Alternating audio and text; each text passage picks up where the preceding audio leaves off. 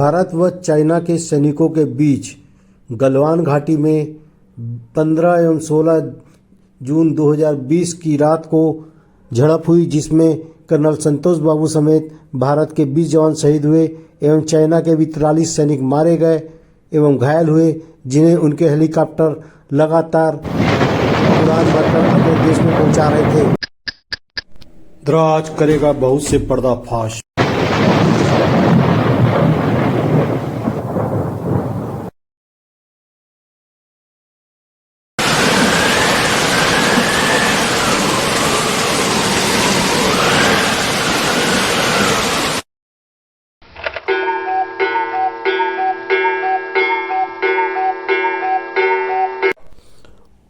Bharat China का युद्ध अगर अभी भी जारी रहता तो क्या रशिया भारत को हथियार देता?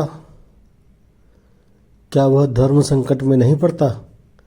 क्योंकि 1962 में भी जब भारत एवं चीन का युद्ध हो रहा था तो भारत ने रशिया को विमान खरीदने का ऑर्डर दिया हुआ था, जिसकी उस समय डिलीवरी थी, लेकिन उस युद्ध को देखते हुए उसने उस डिलीवरी को टाल दिया था और भारत एवं चीन के युद्ध के बीच अपना तटस्थ रुख रखा था।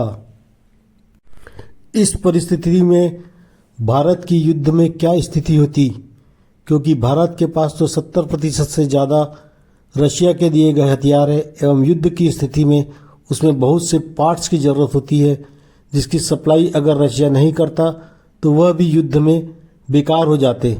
ऐसी स्थिति में चाइना का पलड़ा बहुत ज़्यादा भारी हो जाता एवं क्या युद्ध इस स्थिति में भारत अभी तक लड़ पाता? आपने यह सोचा है यह परिस्थिति अमेरिका के लिए कितनी अच्छी होती? अगर वह भारत का साथ देता तो चीन से उसका साथ छूट जाता, और अगर भारत का साथ वह नहीं देता तो भारत से उसका साथ छूट जाता।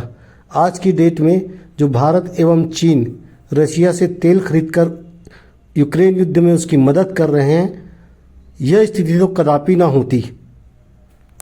अमेरिका के दोनों हाथ एवं मुंह तीनों जगह लड्डू होता।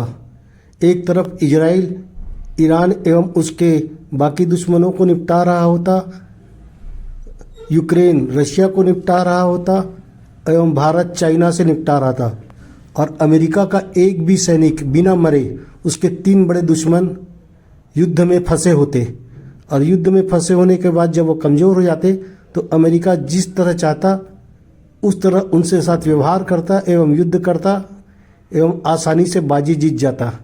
क्या ऐसा नहीं होता? अगर युद्ध अभी भी प्रारंभ रहता तो भारत में क्या स्थिति होती?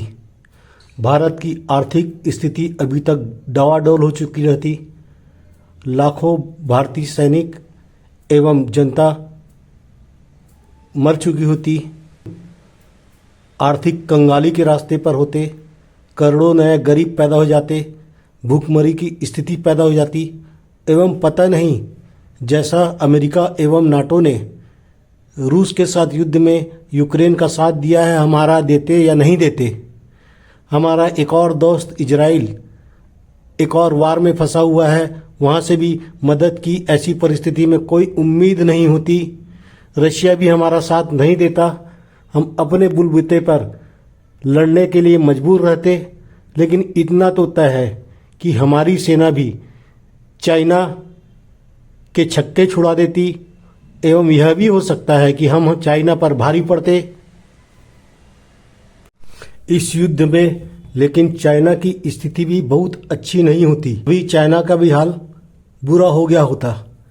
क्या इस युद्ध में भारत के लिए चाइना के दूसरी तरफ से Vietnam, Taiwan, Philippines, south Korea, Japan, America, Australia Bharat के लिए चीन से युद्ध लड़ते या हमको हथियार देते?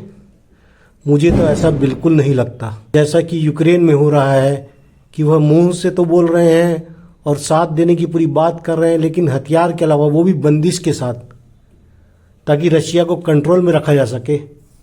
गलवान घटना भारत, रूस, चीन तीनों देशों के लिए कोई ट्रैप था या भारत के लिए कोई ट्रैप था, जिसमें से भारत की उस समय की सरकार ने समझदारी से विपक्ष के भारी दबाव एवं भारी अंतर्राष्ट्रीय दबाव के बाद भी 4 साल तक दोनों सेनाएं आपस में एक दूसरे के आमने सामने डटी रही एवं अभी जाकर वहां से हटी हैं। स्थितियों को बातचीत के माध्यम से संभाला एवं युद्ध तक बात नहीं जाने दी, लेकिन उन्होंने नरम रुख भी नहीं दिखाया। गलवान घाटी के घटना के बाद भारतीय सरकार ने तुरंत अपनी भारी सेना को वहां पर डिप्लॉय कर दिया था। क्या भारत का चाइना से युद्ध नहीं करने के कारण ही पश्चिमी देशों से एवं अमेरिका से जो विभिन्न हथियार भारत को मिलने थे उसमें देरी हो रही है, या भारत को जो लड़ाकू विमान के इंजन नहीं मिले इसी कारण नहीं मिले क्योंकि भारत एवं चाइना के बीच समझौता हो गया है? रशिया ने भी S-400 की 2 खेप हमको नहीं दी है।